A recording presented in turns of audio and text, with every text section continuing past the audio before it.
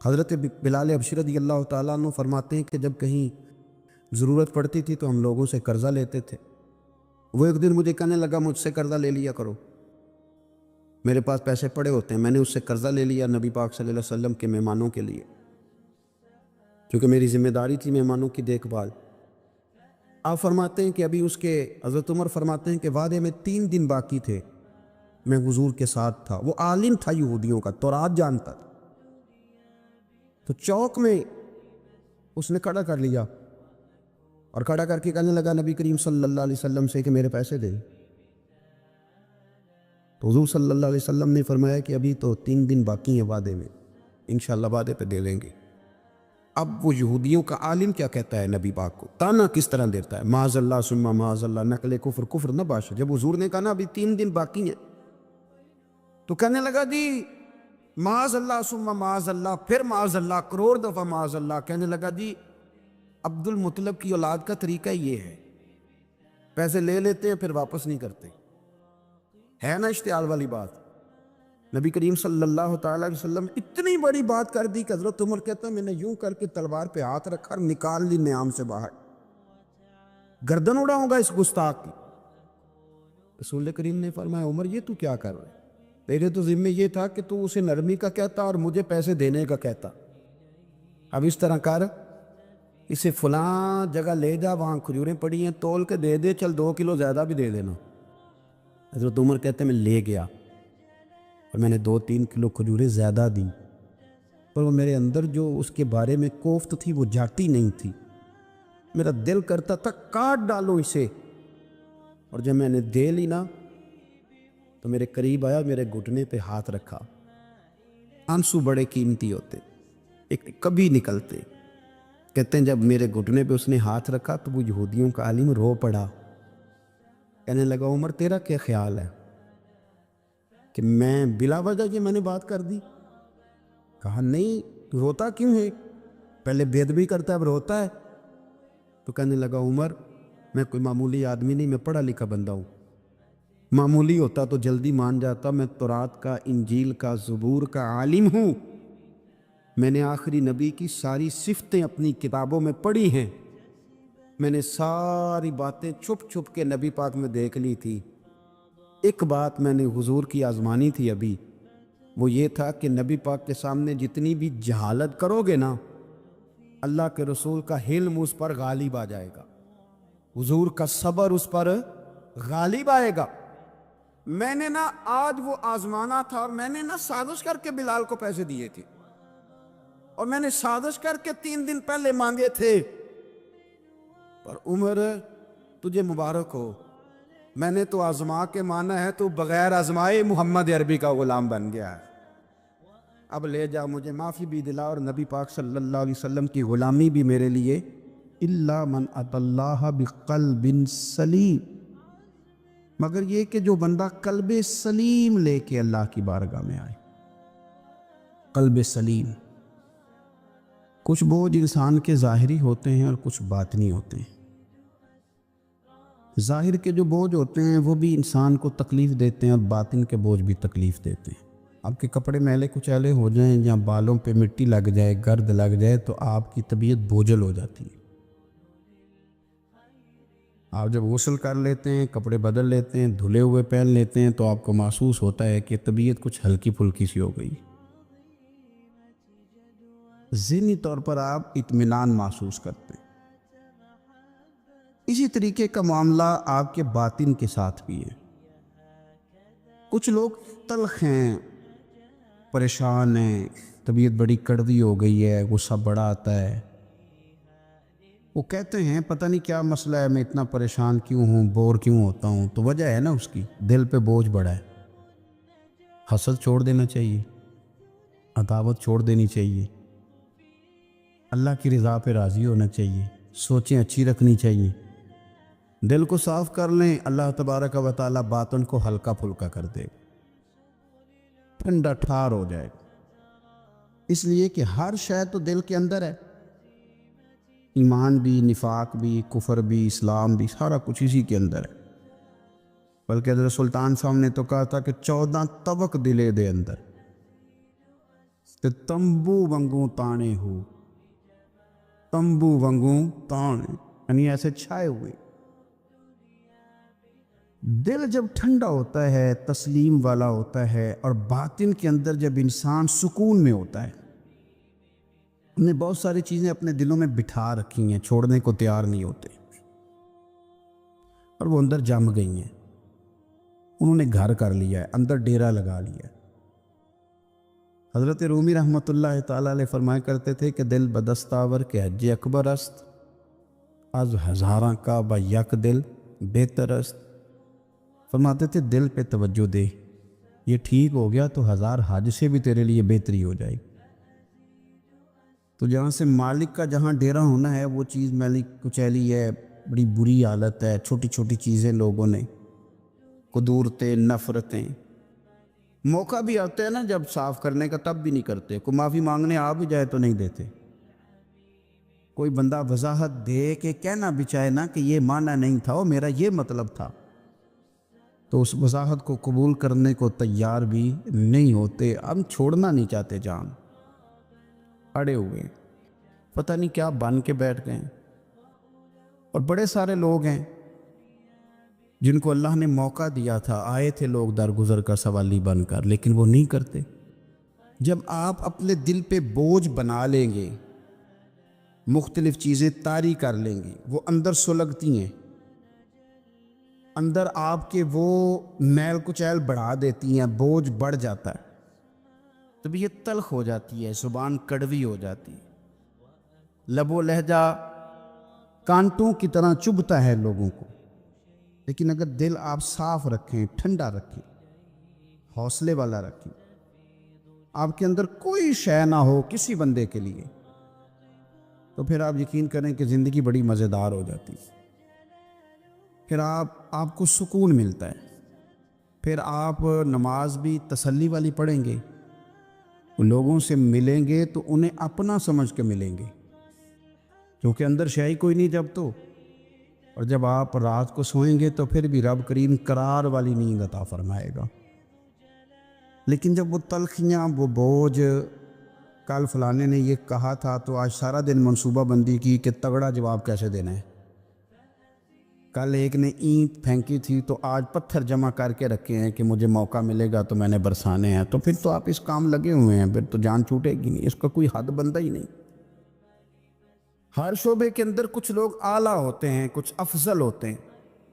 مجھ سے آپ پوچھیں گے کسی بڑے آدمی کا نام بتائیں تو میں نے تاجر کا تو نہیں نہ بتانا، میں انشاءاللہ تعالیٰ آپ کو بتاؤں گا کہ فلاں بندہ اللہ کا بہت بڑا نیک آدمی ہے، میں بتاؤں گا فلاں بندہ بڑا زبردست حدیث پر نظر رکھنے والا عالم ہے۔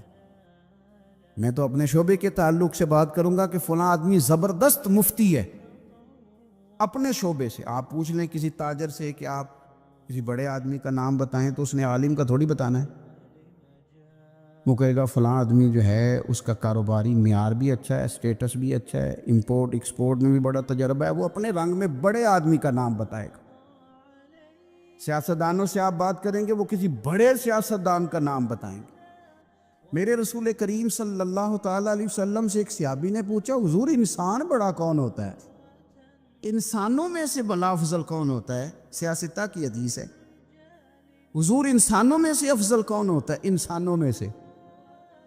تو نبی پاک صلی اللہ علیہ وسلم نے فرمایا جس کا دل سلامت ہو، زبان سچی ہو، وہ انسانوں میں افضل انسان ہوتا ہے۔ زبان کا سچا ہو، دل سلامتی والا۔ صحابی نے ہمارے ساتھ بڑی نیکی کی، پوچھ لیا کہ یا رسول اللہ صلی اللہ علیہ وسلم یہ زبان کی سچائی تو سمجھ میں آتی ہے، دل کی سلامتی کیا ہے؟ تو حضور نے فرمایا دل کی سلامتی یہ ہے کہ دل میں تکبر نہ ہو، دل میں حسد نہ ہو، دل میں کینہ نہ ہو، دل میں عداوت نہ ہو، کدورت نہ ہو، رب کریم کے بندوں کے بارے میں اس کا دل صاف ہو، زبان سچی ہو، وہ انسانوں میں افضل ترین انسان، ایک بہترین انسان ہے، بہترین۔ بہت سارے لوگ خوشامد اتنی سونی کرتے ہیں، جب بھی بڑی تگڑی ڈالتے ہیں۔ اللہ کرے کہ وہ نہ صرف گلے نہ ملیں، ان کا دل بھی کسی سے مل ہی جائے۔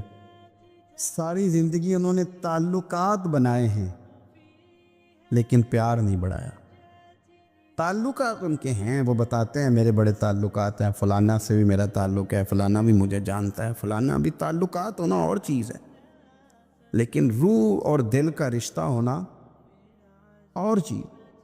کیونکہ ہم ذاتی طور پہ کسی کو اچھا جانتے ہی نہیں، کسی پہ آج تک دل کھڑا ہی نہیں ہوا، ہمیں کوئی نہ کوئی کمزوری نظر آ جاتی ہے۔ اور کچھ لوگ معاشرے میں پرموٹ کرتے ہیں ان چیزوں کو، بغض کو، عداوت کو۔ ایک بہت بڑے بزرگ ہیں، عالم بھی ہیں، متقی ہیں، نیک ہیں، اللہ والے ہیں۔ تو ایک صاحب مجھے آ کے کہنے لگے کہ انہوں نے آپ کے بارے میں یہ کہا ہے۔ تو میں چونکہ ان کے بارے میں مجھے پتہ ہے کہ بندہ بڑا ٹھیک ہے، میں نے اس سے کہا کہ ان کے پاس اتنا ٹائم ہی نہیں ہے کہ وہ مجھے ڈسکس کرے۔ تو چائے پی، کھانا کھا، لیکن تو غلط ڈائریکشن پہ چڑھ گیا ہے۔ وہ بندہ، اس کو مطلب اس کا قد کاٹ ہی، وہ بڑا آدمی ہے، وہ مجھے کیسے ڈسکس کرے گا؟ سوال ہی نہیں پیدا ہوتا۔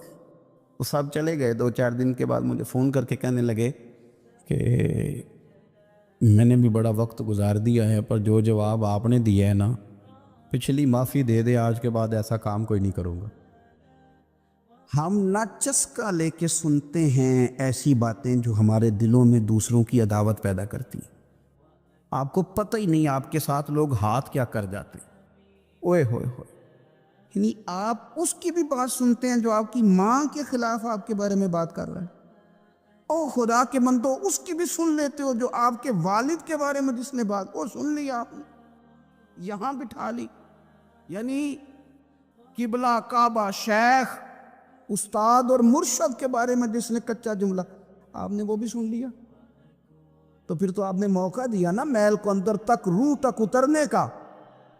آپ کو پتہ ہے میرے رسول کریم کا وہ قلب اطہر ہے جس کے بارے میں رب فرماتا ہے کہ نزل علی قلبک، محبوب یہ جو میں نے قرآن پاک نازل کیا، میں نے آپ کے دل پہ نازل کیا۔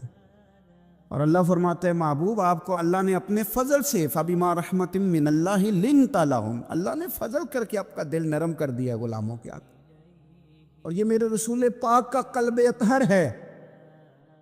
حضور فرماتے ہیں کہ میرے گلے سے لے کر ناف تک حضرت جبریل نے انگلی چلائی اور میرا سینہ کھلا اور اندر سے دل نکالا، اور پھر رب نے جو معرفت کے نور بھیجے تھے وہ اس کے اندر داخل فرمائے۔ آپ میری بات کو سمجھیں، اتنا پاکیزہ قلب اطہر، کوئی چیز وہاں جا سکتی ہے؟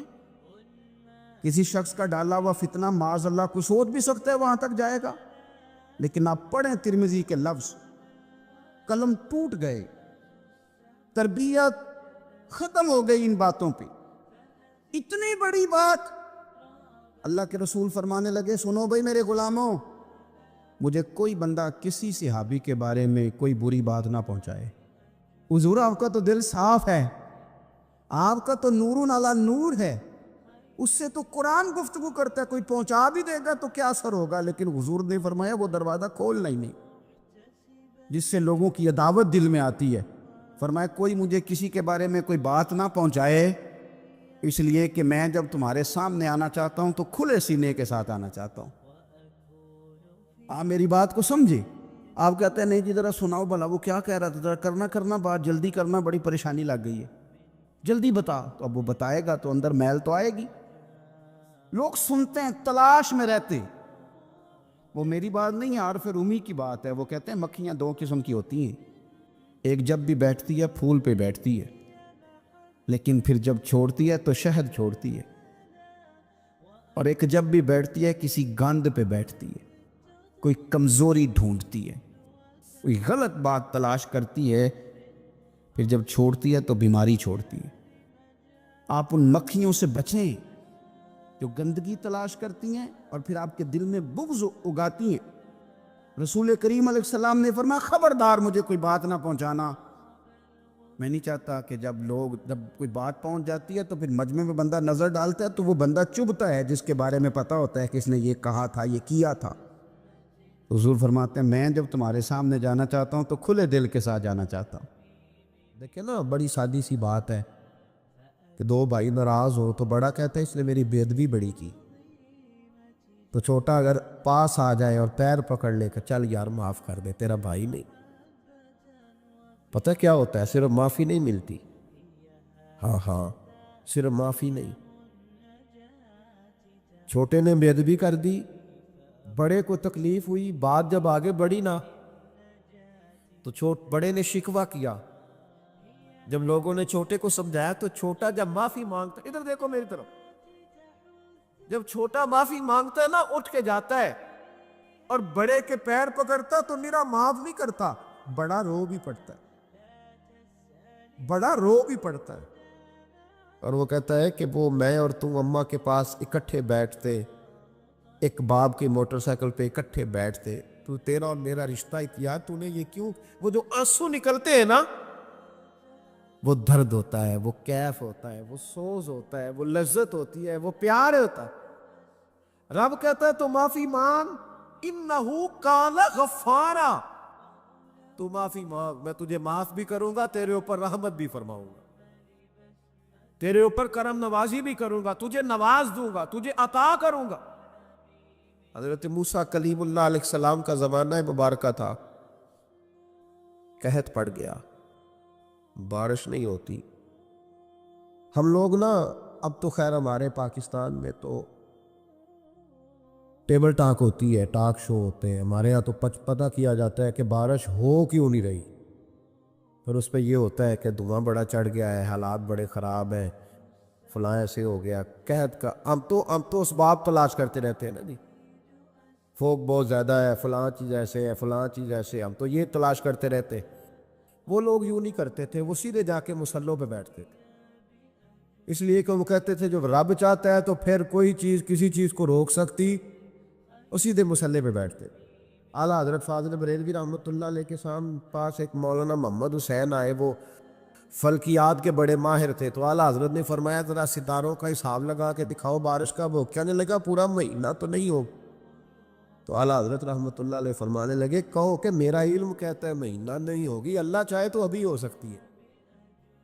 کہنے لگا جی وہ تو ٹھیک ہے پر میرا علم، وہ جیسے روز لوگوں نے پیر نیٹو سے شاہ صاحب نہیں کھولے ہوتے کہ بارش کب آئے گی، اور اس کی طرف نہ دیکھ، مصلے پہ بیٹھ، مہربانی کر مصلے پہ بیٹھ، اللہ کی بارگاہ میں حاضر ہو، اسے معافی مانگ، اسے منا تاکہ وہ رحمت کی بارش۔ کہنے لگا جی میرا علم کہتا ہے، تو اعلیٰ حضرت فرمانے لگے پھر وہی بات، تو کہہ اللہ چاہے تو بارش ابھی، لیکن یہ جو اڑ گئے ہیں نا بیچارے، یہ اڑ ہی گئے ہیں، یہ جہاں الجھ گئے ہیں وہاں یہ لوگ الجھ گئے، اللہ ہمیں الجھنے سے محفوظ فرمائے۔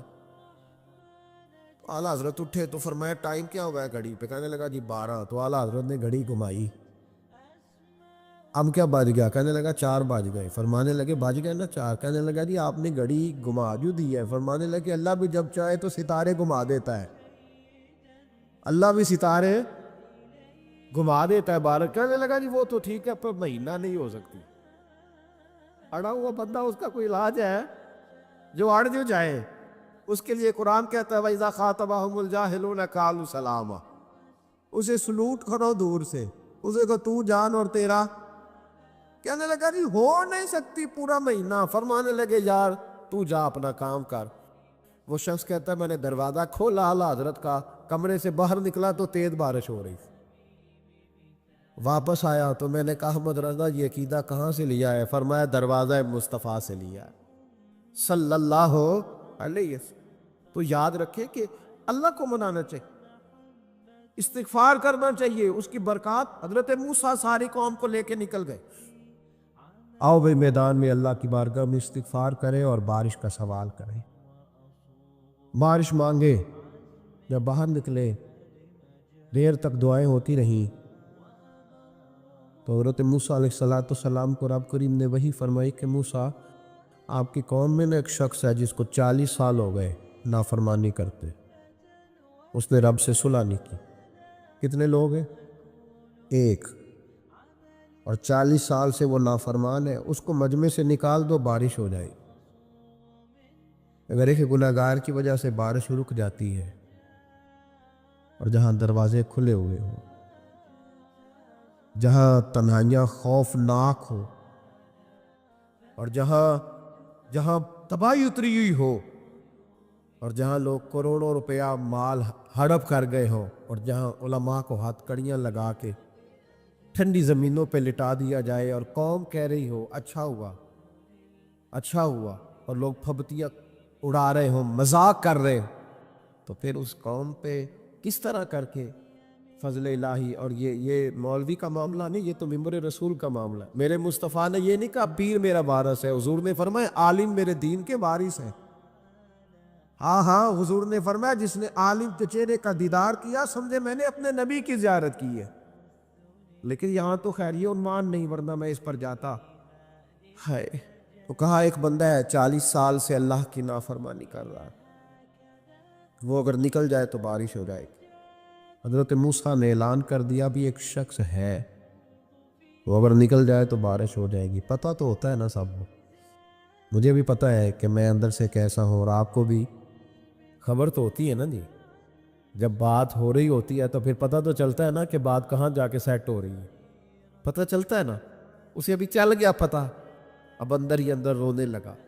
اور دیکھو امام رازی اور امام غزالی دونوں نے لکھا ہے کہ اس درد سے رویا، اس درد سے کہ ادھر والے کو بھی پتہ نہ چل جائے، مجمع کے اندر کھڑا ہے اور ادھر والے کو بھی استغفار، دیکھو ادھر والے کو پتہ نہ چل جائے اور ادھر والے کو بھی کہیں ہجوم غم میں بھی توہین ضبط غم نہ ہوئی، ہم اس احتیاط سے روئے کہ آنکھ نم نہ ہوئی۔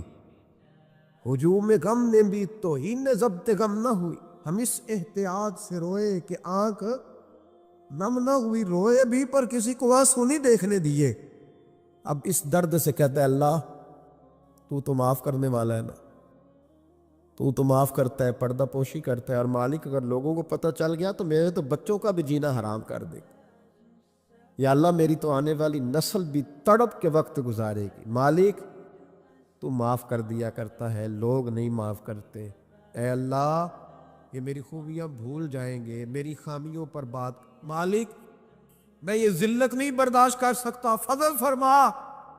حضرت موسیٰ نے دوبارہ اعلان کیا، نکلتے ہو کہ نہیں نکلتے؟ پھر تڑپا، خداوندا مجھے بے آبرو نہ کر، یہ ذلت اور رسوائیاں یہ نہیں برداشت ہوتی، اللہ درگزر۔ حضرت موسیٰ نے تیسرا اعلان کیا، نکلتا ہے یا میں پھر اس کا نام لوں؟ اللہ سے پوچھ کے نام لوں اس کا، بتاؤ کون ہے؟ اب تو تڑپ گیا، کہنے لگا مالک میں تیری بارگاہ میں استغفار کرتا ہوں، آئندہ نہیں کرتا، آئندہ نہیں کرتا۔ یہ لفظ ادا کیے، بندہ کوئی بھی نہیں نکلا، رب کریم نے بارش عطا کر دی، تیز بارش جب برسی نا، تیز بارش، لوگ تو نہیں دیکھ کے دوڑ گئے۔ تو حضرت موسیٰ کہنے لگا یا اللہ مجھے بھی تو بتا، تو نے کہا تھا کہ جب تک بندہ نہیں نکلتا بارش نہیں ہوگی، تو نکلا کوئی بھی نہیں، بارش ہو گئی، ماجرا کیا ہے؟ تو رب کریم نے فرمایا موسیٰ بس اس نے مجھ سے صلح کر لی، اس نے مجھ سے صلح کر لی۔ اور امام غزالی نے لفظ لکھے، حضرت موسیٰ نے پوچھا، حالانکہ اللہ اپنے نبیوں کو غیب کے خزانے دیتا ہے، پوچھا کہ اللہ مجھے اس کا نام بتا دے۔ تو رب کریم نے فرمایا موسیٰ جب گناہ گار تھا تب نہیں کسی کو بتایا، جب پاپی تھا تب نہیں بتایا، جب مجرم تھا تب نہیں بتایا، اب کیسے بتا دوں؟ فرمایا اس کی میری صلح ہو گئی ہے، اور فرمایا جو بارش نہیں نہ ہو رہی تھی وہ بھی اس کی وجہ سے نہیں ہو رہی تھی، اب جو ہوئی ہے نا تو یہ بھی اسی کی وجہ سے ہوئی ہے، یہ بارش اب جو ہوئی ہے تو یہ بھی یہ اس گناہ گار کے سبب سے اپنی راتیں اللہ کے ساتھ گزارے۔ مصلی پہ بیٹھے، میرے اصحاب رحمۃ اللہ علیہ سے جب کوئی کہتا نا کہ بڑا پریشان ہوں تو کچھ بتائیں، تو فرماتے آج رات مصلی پہ بیٹھ کے اپنے رب سے بات کرنا، میں بھی بات کروں۔ بندوں کو دکھ بتانے سے عزت میں کمی آتی، اور اگر اللہ کو بندہ اپنے دکھ بتائے تو اللہ عزتیں بڑھا دیتا ہے۔ حضرت امام حسن سے آ کے وظیفہ پوچھا، اس شخص نے کہا حضور اولاد کوئی نہیں، تو وظیفہ بتایا، تو آپ نے فرمایا استغفار پڑھا کر۔ کیا کر؟ اس نے کہا ٹھیک ہے۔ تو حضور پھر میں دوبارہ کب آؤں؟ تو امام حسن کہنے لگے بے اولاد ہے نا تو، استغفار کا وظیفہ بتایا نا؟ کہا ہاں۔ فرمانے لگے اب اس وقت آنا جب اللہ تجھے 10 بیٹے عطا کرے گا۔ کتنے؟ 2 4 نہیں، 10 ہی کہہ دیے۔ تو حضرت امیر معاویہ رضی اللہ تعالیٰ دیکھا، کہنے لگے حسن اتنا بڑا دعویٰ؟ آپ فرمانے لگے میں نے کہہ دیا نا تو اللہ فضل کرے گا، ہاں اللہ خیر کرے گا، خیر ہو جائے گی۔ وہ شخص کئی سالوں کے بعد آیا، کئی سالوں کے بعد، تو حضرت امیر معاویہ کو بھی ساتھ لایا، کہنے لگا حضور اللہ کے فضل سے اللہ نے 10 بیٹے عطا فرمائے، پورے 10 ہی اللہ نے دیے۔ تو حضرت امیر معاویہ کہنے لگے جناب بات تو آپ کی سچی ہو گئی، پر مجھے بھی بتائیے وظیفہ کہاں سے لیا؟ فرمانے لگے قرآن پاک سے، سورہ نوح کی 10 11 12 آیت پڑھو۔ اللہ فرماتے ہیں تم استغفار پڑھو، میں تمہاری بیٹوں سے بھی مدد کروں گا، مالوں سے بھی مدد کروں گا۔ تو میں نے استغفار بتائی تھی، اور قرآن میرے اللہ کا ہے، رب کا وعدہ جھوٹا ہو سکتا؟ فرمایا 10 بیٹے ملنے تھے، میں نے کہہ جو دیا تھا۔ اور میرے بھائیوں یاد رکھیں، استغفار اللہ کی رحمت نازل کر، ایک ہوتا ہے خوف، ایک ہوتی ہے خشیت۔ خوف والے لوگ توبہ کرتے ہیں، خشیت والے استغفار کرتے ہیں۔ ایک ہوتا ہے خوف، ایک ہوتی ہے خشیت والے استغفار کرتے ہیں۔ نبی کریم علیہ السلام نے فرمایا میں دن میں 100 مرتبہ استغفار کرتا ہوں، دن میں۔ توبہ والا کہتا ہے کہ میں بھول گیا تھا، مجھے معافی مل جائے، اور خشیت والا کہتا ہے میرا یار ناراض نہ ہو جائے، وہ استغفار ہی کرتا رہتا ہے، وہ معافی ماں۔ حضرت رومی نے مثال دی ہے، فرماتے ایک عورت تھی تو بھیک مانگا کرتی تھی، ایک دن بادشاہ کے دروازے پہ بھیک مانگنے گئی تو بادشاہ کو پسند آ گئی، اس نے نکاح کر لیا۔ 20 کنیزائیں اس بی بی کے پاس تھی خدمت کرنے کے لیے، روٹی دینے کے لیے، کپڑا دینے کے لیے، لیکن وہ ہر وقت روتی رہتی تھی، ہر وقت روتی۔ ایک سمجھدار کنیز کہنے لگی کہ ملکہ اب تیرا درجہ بہت بڑا ہے، تو ہر وقت روتی رہتی ہے، معافیاں ہی مانگتی رہتی ہے ہر وقت، کون سی ایسی نعمت ہے جو تیرے پاس نہیں؟ تو وہ کہنے لگی اس لیے تو روتی ہوں۔ کیا مانا؟ کہنے لگی اس لیے روتی ہوں کہ میں اس قابل نہیں تھی جو مجھے مل گیا، کہیں میرے سر کا سائیں ناراض نہ ہو جائے، وہ کہیں بگڑ نہ جائے، مجھے پتا ہے کہ میں کیا تھی اور مجھے کہاں تک پہنچا دیا، میں روتی اس لیے ہوں کہ کبھی کہیں وہ ناراض۔ حضرت عمر اس لیے روتے تھے کہ کہیں مصطفیٰ ناراض نہ ہو جائے، حضرت ابو بکر اس لیے تڑپتے تھے کہ کہیں اللہ کا فضل روٹھ نہ جائے۔ یہ جو مولا علی اپنے کمرے میں بیٹھ کے زور زور سے استغفار پڑھتے، تو اس لیے نہیں کہ بڑے پاپ تھے جن کی معاذ اللہ معافی مانگتے تھے، اس لیے کہ رب رسول کہیں ناراض نہ ہو، خشیت تھی کہ جہاں ہم پہنچے ہوئے کہیں وہاں سے واپس۔ استغفار بندے کی اللہ سے صلح کرا دیتا ہے۔ اللہ تبارک و تعالیٰ کے ساتھ انسان کا جو رشتہ ہے اس میں انسان کی کچھ کمزوریاں آڑے آتی ہیں، گناہ ہو جاتے ہیں، غلطیاں ہو جاتی ہیں۔ ان غلطیوں کے بعد اپنے رب کریم کے ساتھ اپنے تعلق کو مضبوط کرنے کے لیے اللہ رسول نے جو ہمیں وظیفہ دیا اس کو استغفار کہتے ہیں۔ استغفار ویسے اس کا لغوی معنی تو ڈھانپنا ہوتا ہے، یہ غفر سے بنا ہے، لیکن اس کے اصطلاحی معنی یہ ہے کہ جو گناہ انسان سے ماضی میں ہو جائے ان سے معافی چاہنے کا نام استغفار ہے۔ کچھ لوگ توبہ اور استغفار کا لفظ اکٹھا بولتے ہیں، لیکن توبہ کا معنی ہوتا ہے آئندہ گناہ نہ کرنے کا وعدہ کرنا، اور استغفار کا معنی ہوتا ہے پچھلے گناہوں سے اللہ کے حضور معافی مانگنا۔ اگرچہ مفہوم کے لحاظ سے یہ ہم معنی ہی بنتے ہیں، لیکن ان کا جو اصطلاحی مفہوم ہے وہ یہ ہے کہ جب آپ پچھلے گناہوں سے معافی مانگ رہے ہوتے ہیں تو اس کو استغفار کہتے ہیں۔ اللہ تعالیٰ نے اس استغفار کو بڑا پسند فرمایا،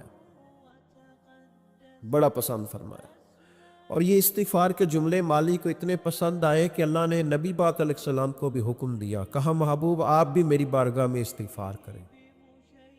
اگرچہ حضور کا استغفار اس معنی میں نہیں ہے، بلکہ نبی پاک کا استغفار تو بلندی درجات کا معاملہ ہے، کیونکہ استغفار خود ایک عبادت ہے، تو یہ عبادت کرنے کا اللہ نے اپنے محبوب کو بھی ارشاد فرمایا۔